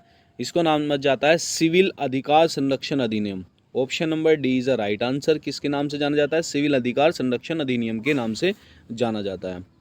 धार्मिक आदि के आधार पर विभेद का प्रतिषेध भारत के संविधान के अनुच्छेद 15 एक मूल अधिकार है जिसके वर्गीकृत किया जाता है। यानी कि जो धार्मिक के आधार पर है, धार्मिक के आधार पर जो विभेद का प्रतिषेध है वो भारत के जो संविधान के अनुच्छेद 15 में है, वो एक मूल अधिकार है जिसको वर्गीकृत किसके अधीन वर्गीकृत किया जाएगा? बताइए। तो किसके अधिकृत किया जाएगा? समानता के अधिकार के अधिकृत किया जाएगा। किसके? समानता के अधिकार के अधिकृत। चेन्नई राज्य बनाम चंपा काम मुकदमे में भारतीय सर्वोच्च न्यायालय के निर्णय में परिणाम स्वरूप निम्नलिखित में से किस मौलिक अधिकार को संशोधित किया गया था? जो हमारा चेन्नई राज्य बनाम चंपा केस था, राज्य बनाम चंपा केस था, उसको किस चंपा केस था, जो चंपा काम मुकदमे में भारतीय सर्वोच्च न्यायालय के निर्णय के परिणाम स्वरूप निम्नलिखित में से किस मौलिक अधिकार को संशोधित किया गया था? किस मौलिक अधिकार को क्या किया गया था? संशोधित किया गया था। बताइए, विधि के समक्ष समानता के अधिकार को, या भेदभाव के विरुद्ध अधिकार को, या स्पर्शता के विरुद्ध अधिकार को, या विचार एवं अभिव्यक्ति की स्वतंत्रता के अधिकार को? तो ये क्या है? भेदभाव के विरुद्ध अधिकार को किया गया था। Option number B is the right answer. भारत में समाचार पत्रों का स्वतंत्रता है, भारत में समाचार पत्रों का जो स्वतंत्रता है वो किस आधार पर दी गई है? देखो, समाचार जो पत्र हैं वो, ये तो पता है कि समाचार पत्रों के बारे में, पत्र आदि जो इनके बारे में किया गया था, संविधान के अनुच्छेद 19 के अंतर्गत किया गया था। पर 19 में भी किसके अंतर्गत किया गया था? ये 19 में भी किया गया था विशेष रूप से उपबंधित यानी कि संविधान के अनुच्छेद 19 के 1 के अंतर्गत किया गया था, जिसे 19 का क्या बोलते हैं? तो option number 1 is a right answer. Question number 31, Bharat का संविधान में प्रेस की आज़ादी की व्यवस्था नहीं करता, किंतु यह आज़ादी अंतर्निहित है अनुच्छेद कौन से के अंतर्गत? यानी कि प्रेस की आज़ादी तो कुछ नहीं है कि उसके बारे में नहीं कहेगा, पर इसके बारे में उपबंधित करता है। तो इसके बारे में उपबंधित करता है तो आर्टिकल कौन सा है? 19 के 1 का ए, या 19 के 2 का बे, या 19 के 1 का से, या 19 के 1 में दे? बताइए किस में करेगा? 19 के 1 में ए में करेगा, किसमें? 19 के 1 में ए में करेगा। तो option number A is right answer. स्वतंत्रता के मूल अधिकार से संबंधित संविधान के अनुच्छेद 19 के अंतर्गत कितने प्रकार की स्वतंत्रताएं दी गई हैं? जो स्वतंत्रता का जो मूल अधिकार है उससे संबंधित संविधान में अनुच्छेद 19 के अंतर्गत कितने प्रकार की स्वतंत्रता दी गई हैं? देखो, पहले ये स्वतंत्रता कितनी थी? 7 थी।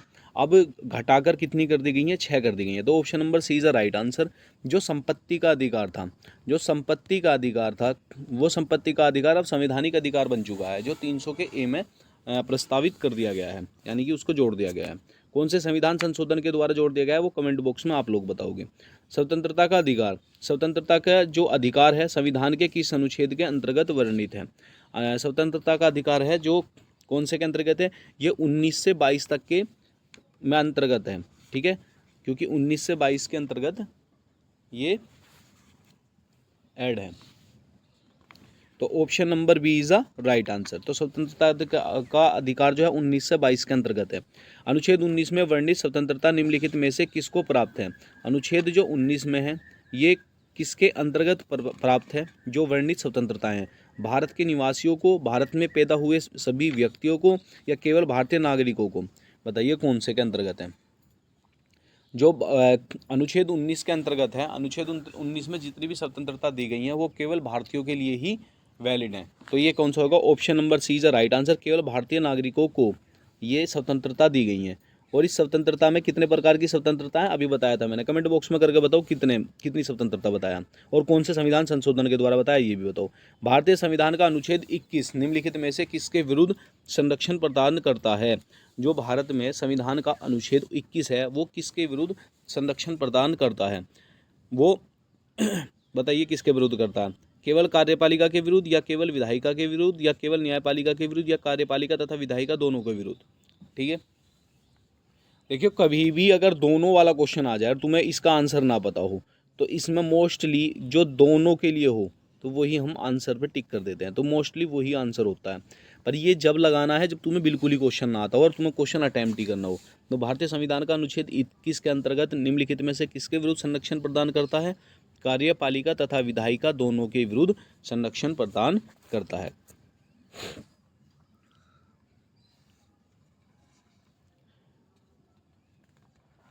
क्वेश्चन नंबर 36 में क्या दिया गया है? नागरिकों की स्वतंत्रता संबंधित नहीं सही अधिकार है, यानी कि जो नागरिकों की स्वतंत्रता है इनमें से कौन सी ऐसी स्वतंत्रता है जो स्वतंत्रता संबंधित सही अधिकार है? हथियार सहित सभा करने की स्वतंत्रता नहीं, हथियार के सहित स्वतंत्रता करने की सभा तो किसी को नहीं दी गई, तो एक तो गलत हो गया। सरकार के विरुद्ध षड्यंत्र करने की स्वतंत्रता नहीं, सरकार के खिलाफ हम जा ही नहीं सकते। भाषण तथा विचार व्यक्त करने की स्वतंत्रता, अब आप बताइए ये सी हो सकता है नहीं हो सकता। विदेश में घूमने की स्वतंत्रता, बताइए विदेश में घूमने की स्वतंत्रता और सी में से दोनों में कन्फ्यूजन हो रहा होगा, बताइए किस में है? क्वेश्चन नंबर 36 में बताइए यानी कि हमें भाषण और विचार करने की स्वतंत्रता हर जगह प्राप्त है। जब भी तो बोलते हैं कि हम सम्मेलन कर सकते हैं, हमें बोलने का अधिकार है। जब भी तो मीडिया वाले हमारी राय जानते हैं और उसके किसी के खिलाफ वो कार्रवाई नहीं की जा सकती। हाल में खैर अब उल्टा चल रहा है, जो भी कोई सरकार के खिलाफ बोलता है, हाल में तो सरकार के खिलाफ बोलने की तो स्वतंत्रता है ही नहीं। ठीक है, बस अपने विचार रख सकते हैं। निम्नलिखित में से कौन मौलिक अधिकार नहीं है? मौलिक अधिकार कौन सा नहीं है? बोलने का अधिकार मौलिक अधिकार नहीं है, व्यवसाय का अधिकार बोलने का अधिकार नहीं है, हड़ताल पर जाने का अधिकार मौलिक अधिकार नहीं है, धर्म का अधिकार मौलिक अधिकार नहीं है। बताइए कौन सा मौलिक अधिकार नहीं है? क्वेश्चन नंबर 37 का बताइए। देखो, जो भी काम गवर्नमेंट के खिलाफ होगा वो स्वतंत्रता में नहीं आएगा। जैसे कि इसमें दे दिया हड़ताल पर जाने का अधिकार, तो हड़ताल पे option number C is the right answer. हड़ताल पर जाने का जो अधिकार है वो जनता के पास नहीं है। ठीक है, भारतीय संविधान का कौन सा अनुच्छेद व्यक्ति के विदेश यात्रा के अधिकार को संरक्षण प्रदान करता है? यानी कि ऐसा कौन सा अनुच्छेद है जो व्यक्ति को विदेश में यात्रा करने का प्रावधान देता है? यानी कि इसका भी, अगर जब हम बाहर भी जा रहे हैं ना, विदेश में कहीं घूमने जा रहे हैं, तो ये भी हमारे आर्टिकल में दिया गया है कि ये हमारा अधिकार है, बाहर घूमने का अधिकार। तो ये कौन से में दिया गया है? 14 में, 19 में, 21 में? बताओ, या इनमें से कोई नहीं? आर्टिकल 21 में घूमने का अधिकार है, यानी कि हम कहीं भी विदेश में या फिर अपने देश में कहीं भी घूम सकते हैं, तो यात्रा करने का अधिकार है। निम्नलिखित में से कर्तव्यों पर ध्यान दीजिए कि राष्ट्रगीत गाने के लिए बाध्य नहीं किया जा सकता। इसके वाक स्वतंत्रता और अभिव्यक्ति से अधिकार का उल्लंघन होगा। इससे इससे अंतःकरण और धर्म के अबाध रूप से आचरण और प्रचार की स्वतंत्रता के अधिकार का उल्लंघन होगा। या राष्ट्रीय गीत गाने के लिए किसी को बाध्य करने वाले व्यक्ति विधिक उपबंध नहीं है। यानी कि जैसे कि बोलते हैं कि मुस्लिम लोग जनगण मन नहीं गाते, ठीक है, तो वो उनका अधिकार है, वो बोल सकते हैं, नहीं बोल सकते, ये उन्हें स्वतंत्रता दी गई है। ठीक है, तो 1, 2 और 3 तीनों ही सही हैं। क्या है? 1, 2, 3। राष्ट्रीय गीत गाने के लिए किसी को बाध्य करने वाला कोई विधिक उपबंध नहीं है। विधिक उपबंध तो नहीं है, यानी कि तीसरा तो सही है, तो पहला और दूसरा ही होगा इसका आंसर। विधिक उपबंध तो कोई है ही नहीं ना, तो ए और B is a right answer and C is a wrong. यानी कि मतलब सी वैसे सही दे रखा है इसमें कि सी सही है, और पहला और दूसरा क्या है इसमें बाध्य नहीं किया जा सकता, यानी कि ए और बी के अनुसार ए और दो सही हैं।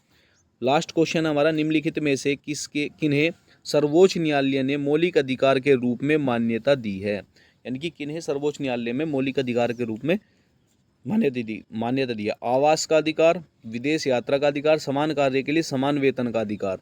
बताइए, 40 का आंसर बताइए।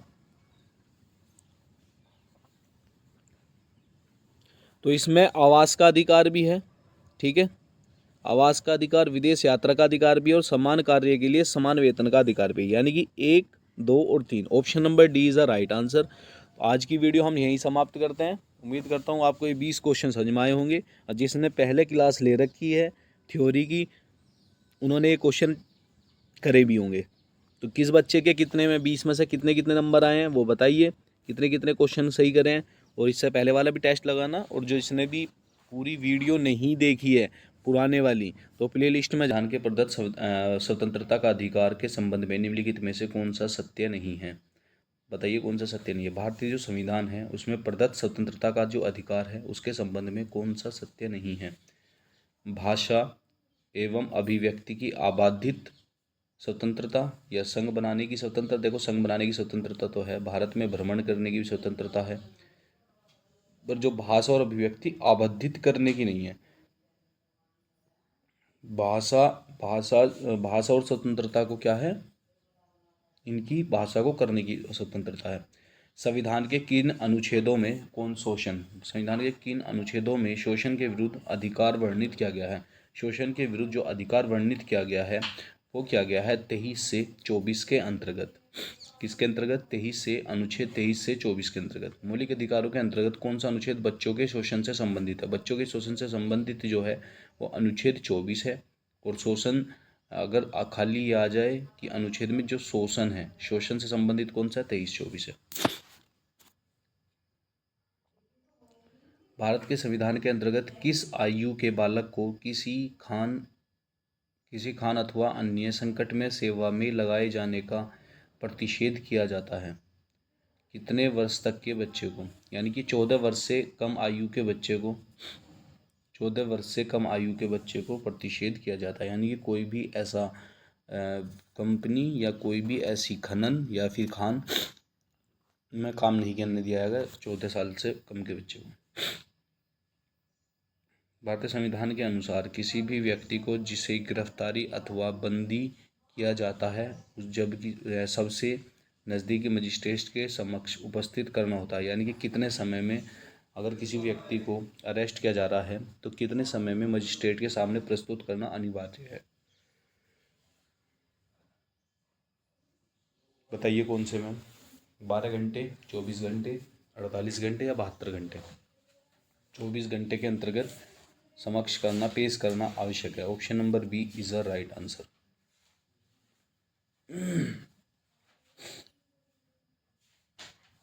14 वर्ष से कम आयु के बच्चों के लिए गरीब बच्चों के पटाखे बनाने वाले कारखानों में काम करते समय इन कारखानों में बच्चों को कौन से बच्चों को काम देने से किस मौलिक अधिकार का उल्लंघन होता है? शोषण के विरुद्ध अधिकार का। किसके विरुद्ध? शोषण के विरुद्ध अधिकार का। Option number B is the right answer. अभी यही कराया था ऊपर भी। निम्नलिखित में से किस अनुच्छेद में कहा गया है कि किसी भी व्यक्ति को एक ही अपराध के लिए एक बार से अधिक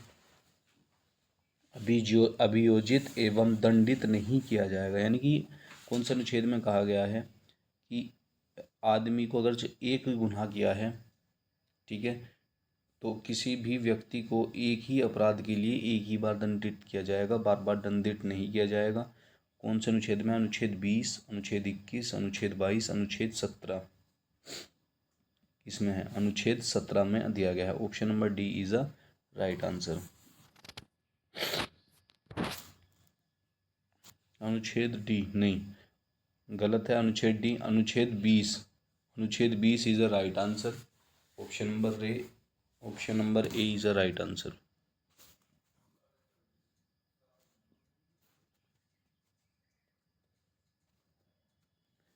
भारतीय संविधान में कोई अपराध किए जाने के लिए किसी सामान्य व्यक्ति को जिसे किसी सामान्य विधि के अंतर्गत गिरफ्तार किया गया हो, निम्नलिखित में से कौन सा अधिकार प्रदान करता है? कौन सा अधिकार प्रदान करता है?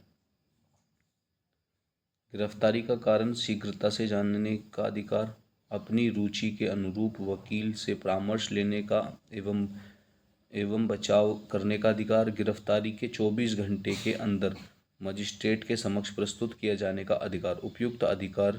उपयुक्त सभी का अधिकार बताइए। 48 का उपयुक्त सभी हैं।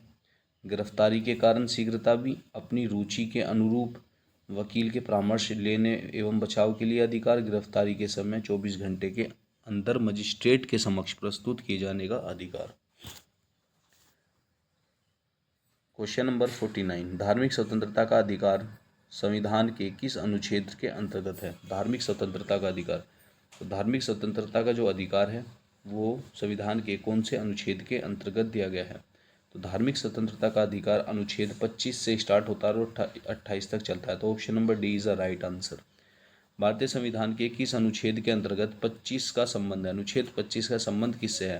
देखो, धार्मिक का बताया 25 से 28, यानी कि धर्म से रिलेटेड है, धर्म की स्वतंत्रता से संबंधित है। 50 का सी इज अ राइट आंसर। तो धर्म की स्वतंत्रता से संबंधित है। धार्मिक स्वतंत्रता के अंतर्गत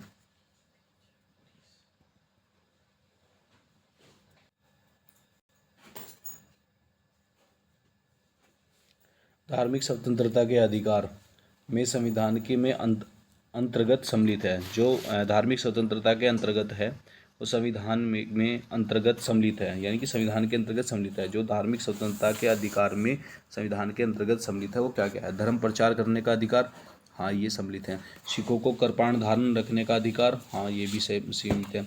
राज्य का समाज सुधार विधि निर्माण का अधिकार या धार्मिक निकायों को का लोगों को धार्मिक परिवर्तन करने का अधिकार। तो इसमें ऑप्शन नंबर 1, 2, 3 यानी कि पहला भी सही है और तीसरा भी सही है। धार्मिक निकायों में लोगों को धर्म परिवर्तन कराने का अधिकार। धर्म परिवर्तन कराने का अधिकार नहीं होता किसी को भी। तो अनुच्छेद ए मतलब अनुच्छेद 1, 2, 3 जो भी ये संविधान के अंतर्गत दिया है, तो option number A is the right answer. 1, 2 और 3 is the right answer. 1, 2 and 3 option number A is the right answer. संविधान के किन अनुच्छेदों के अंतर्गत अल्पसंख्यकों को अपनी संस्कृति के संरक्षण तथा अपनी पसंद की शिक्षा संस्थानों की स्थापना व संचालन के अधिकार को मान्यता प्रदान की गई है? संचालन को अधिकार को मान्यता प्रदान की गई है, तो वो कौन से अनुच्छेद के अंतर्गत है? अनुच्छेद नंबर 29 व 30 के अंतर्गत है। Option number B is the right answer. संविधान के किन अनुच्छेदों के अंतर्गत अल्पसंख्यकों को अपनी संस्कृति के संरक्षण तथा अपनी पसंद की शिक्षा संस्थानों की स्थापना व संचालन के अधिकार को मान्यता प्रदान की गई है? Option number B is the right answer. 29 व 30। भारतीय संविधान का कौन सा अनुच्छेद अल्पसंख्यकों को अपनी मनपसंद शिक्षण संस्थानों को स्थापित करने एवं संचालन करने का अधिकार है? अधिकार को संरक्षण प्रदान करता है। अनुच्छेद 19, अनुच्छेद 20, अनुच्छेद 26, अनुच्छेद 30। देखो, अल्पसंख्यकों की कभी भी बात आएगी, अल्पसंख्यकों की जो कभी भी बात आएगी वो अनुच्छेद 30 के अंतर्गत दिया गया है। 19 के अंतर्गत हमारी स्वतंत्रता दी गई है, 19 और 20 के अंतर्गत। 26 में 25 से 26 तक हमारी क्या दी गई है? धर्म की स्वतंत्रता दी गई है। धार्मिक स्वतंत्रता का अधिकार किस अनुच्छेद के द्वारा दिया गया है? बताइए कौन सा अनुच्छेद के द्वारा दिया गया है धार्मिक स्वतंत्रता का अधिकार? अभी बताया था 25 में, अनुच्छेद 25 के अंतर्गत दिया गया। Option number C is the right answer. भारतीय संविधान के किस अनुच्छेद में संवैधानिक उपचारों का अधिकार दिया गया है? संवैधानिक उपचारों का जो अधिकार दिया गया है वो अनुच्छेद कौन से में दिया गया है? संवैधानिक उपचारों का अधिकार भारतीय संविधान के किस अनुच्छेद में संवैधानिक उपचारों का अधिकार दिया गया है? संवैधानिक जो उपचारों का अधिकार दिया गया है वो अनुच्छेद 32 के अंतर्गत दिया गया है। किसमें दिया गया? अनुच्छेद 32 में दिया गया है। निम्नलिखित मौलिक अधिकारों में से किसे डॉक्टर बी.आर. अम्बेडकर ने संविधान का हृदय एवं आत्मा की संज्ञा दी थी? हृदय एवं आत्मा की जो संज्ञा दी थी संवैधानिक उपचारों के अधिकार को ही दी थी। Option number B is a right answer. संवैधानिक उपचारों का अधिकार किन परिस्थितियों में निलंबित हो सकता है? संवैधानिक उपचारों का जो अधिकार है वो किन स्थितियों में निलंबित हो सकता है? देखिए, वहाँ आपात स्थिति में भी निलंबित हो सकता है, सेना के सदस्यों के संबंध में भी निलंबित हो सकता है, और जब सैनिक विधि लागू हो तब भी आपातकालीन संवैधानिक उपचार का अधिकार लागू हो सकता है। ठीक है, किन परिस्थितियों में?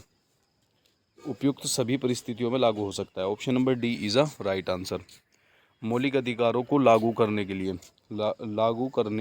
लिए निम्न में से किस न्यायालय द्वारा जारी किया जा सकता है?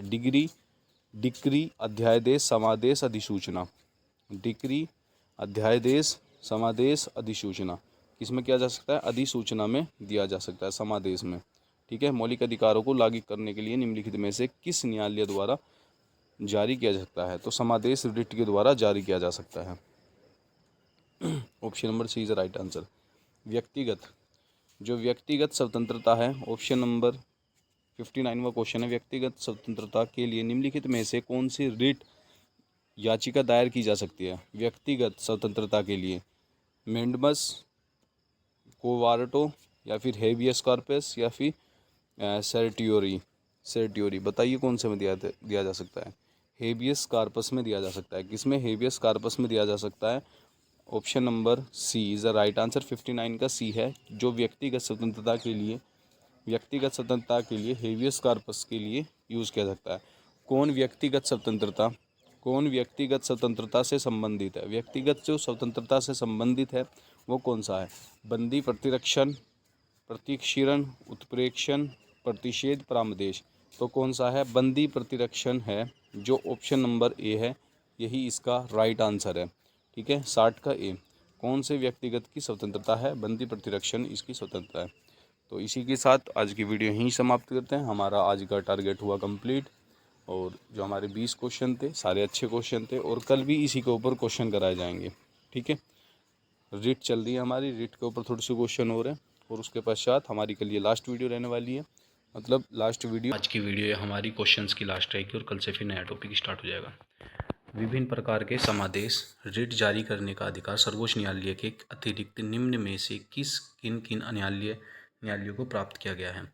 राज्य के उच्च न्यायालय को, जिला न्यायालय को, उपयुक्त दोनों को, उपयुक्त में से कोई नहीं। बताइए किसको किया गया है? राज्य के उच्च न्यायालय को किया गया है। किसको किया गया? राज्यों के उच्च न्यायालय को। Option number A is the right answer. बंदी प्रतिरक्षण 62 को कौन सा है? बंदी प्रतिरक्षण के अतिरिक्त निम्नलिखित में से किस याचिका को उच्च न्यायालय द्वारा जारी कर सकते हैं? तो उत्प्रेक्षण द्वारा, या प्रामदेश द्वारा, अधिकार प्रेक्षक द्वारा, या उपयुक्त सभी? बताइए। बंदी प्रतिरक्षण को अतिरिक्त निम्नलिखित में से किस याचिका को उच्च न्यायालय द्वारा जारी कर सकते हैं? तो तीनों के द्वारा, यानी कि option number D is the right answer. यानी कि उत्प्रेषण के द्वारा भी, प्रामदेश के द्वारा भी, अधिकार प्रेक्षक के द्वारा भी हम कर सकते हैं। निम्नलिखित में से किस स्थिति में बंदी प्रतिरक्षण याचिका जारी किया जा सकता है? बंदी प्रतिरक्षण याचिका जारी कर सकता है किसमें? संपत्ति की हानि में, अतिरिक्त कर की वापसी में, दोषपूर्ण पुलिस नज़रबंदी में, या भाषा स्वतंत्रता का उल्लंघन में? तो option number C is the right answer. दोषपूर्ण में, दोषपूर्ण पुलिस नज़रबंदी में। संपत्ति के मौलिक अधिकारों को कब समाप्त किया गया है? संपत्ति के मूल अधिकारों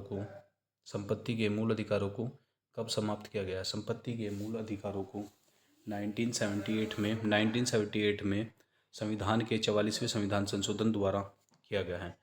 64 का ए द्वारा ये किया गया है। किसमें किया गया है? 64 के ए के द्वारा। ठीक है,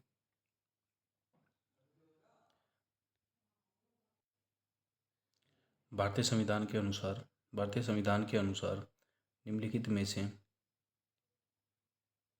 भारतीय संविधान के अनुसार संपत्ति का अधिकार किसका? संपत्ति का अधिकार क्या है? मूलभूत अधिकार है, विधिक अधिकार है, दोनों है, इनमें से या फिर कोई नहीं? तो 65 का क्या है? ये एक विधिक अधिकार बना दिया गया है। पहले ये क्या था? ये मौलिक अधिकार में शामिल था, पर अब क्या बना दिया गया है? विधिक अधिकार बना दिया गया है।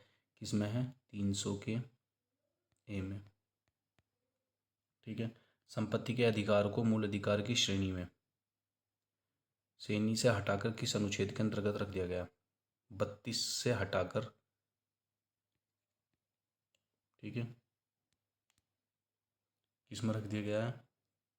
300 के कै में। अभी ऊपर बताया 300 के कै में।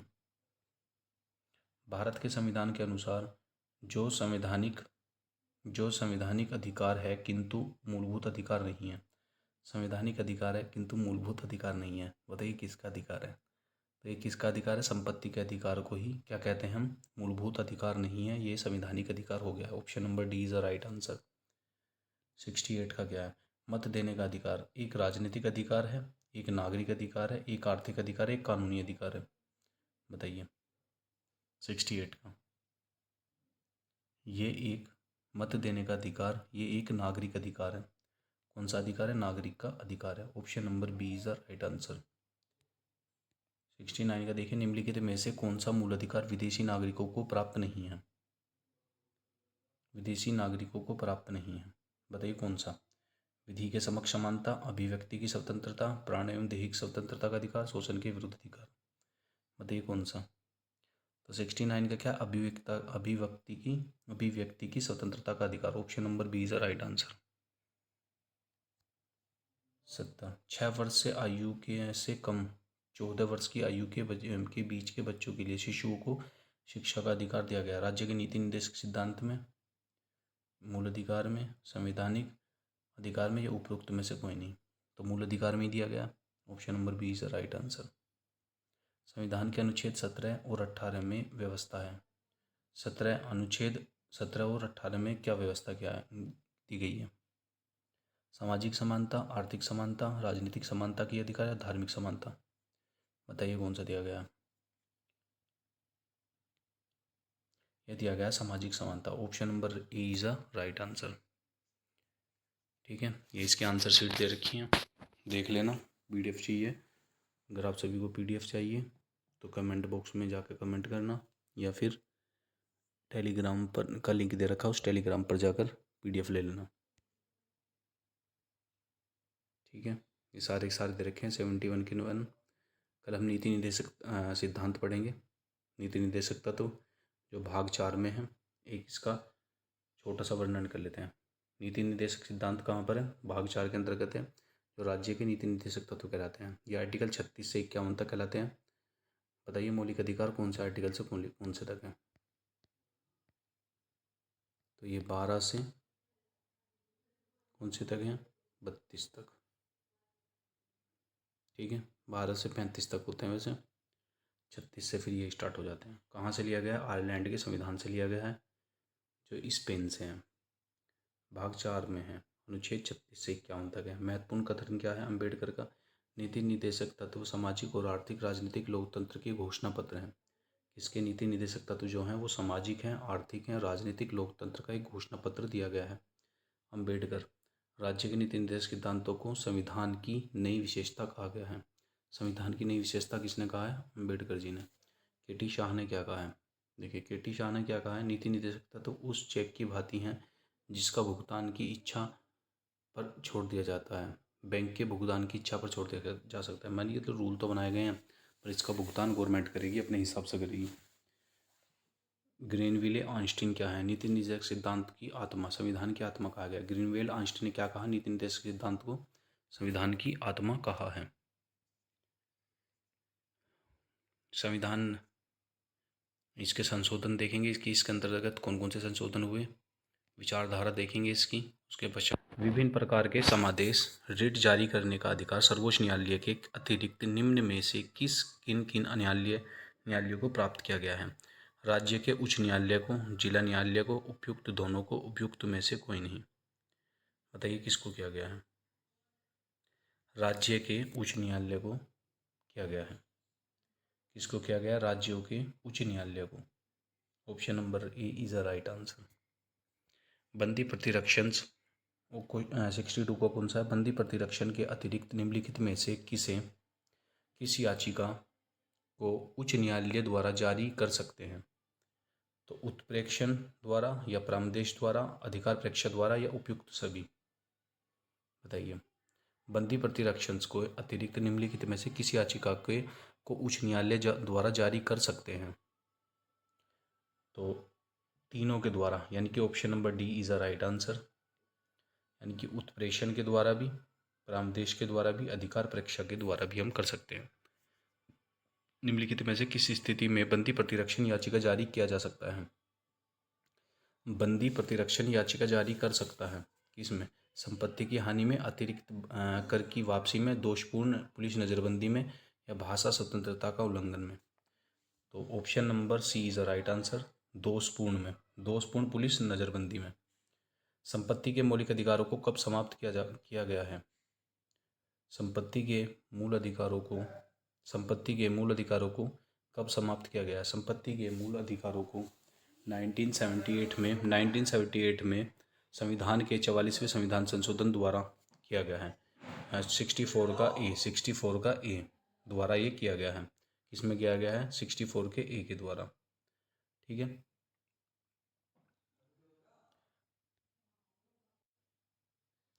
भारतीय संविधान के अनुसार निम्नलिखित में से भारतीय संविधान के अनुसार संपत्ति का अधिकार किसका? संपत्ति का अधिकार क्या है? मूलभूत अधिकार है, विधिक अधिकार है, दोनों है, इनमें से या फिर कोई नहीं। तो 65 का क्या है? ये एक विधिक अधिकार बना दिया गया है। पहले ये क्या था? ये मौलिक अधिकार में शामिल था, पर अब क्या बना दिया गया है? विधिक अधिकार बना दिया गया है। किसमें है? 300 के ए में। ठीक है, संपत्ति के अधिकार को मूल अधिकार की श्रेणी से हटाकर किस अनुच्छेद के अंतर्गत रख दिया गया? 32 से हटाकर। ठीक है, किस में रख दिया गया है? 300 के कै में। अभी ऊपर बताया 300 के कै में। भारत के संविधान के अनुसार जो संवैधानिक अधिकार है किंतु मूलभूत अधिकार नहीं है। संवैधानिक अधिकार है किंतु मूलभूत अधिकार नहीं है। बताइए किसका अधिकार है? तो ये किसका अधिकार है? संपत्ति के अधिकार को ही क्या कहते हैं हम? मूलभूत अधिकार नहीं है, ये संवैधानिक अधिकार हो गया। Option number D is the right answer. 68 का क्या है? मत देने का अधिकार एक राजनीतिक अधिकार है, एक नागरिक अधिकार है, एक आर्थिक अधिकार है, एक कानूनी अधिकार है। बताइए 68 का।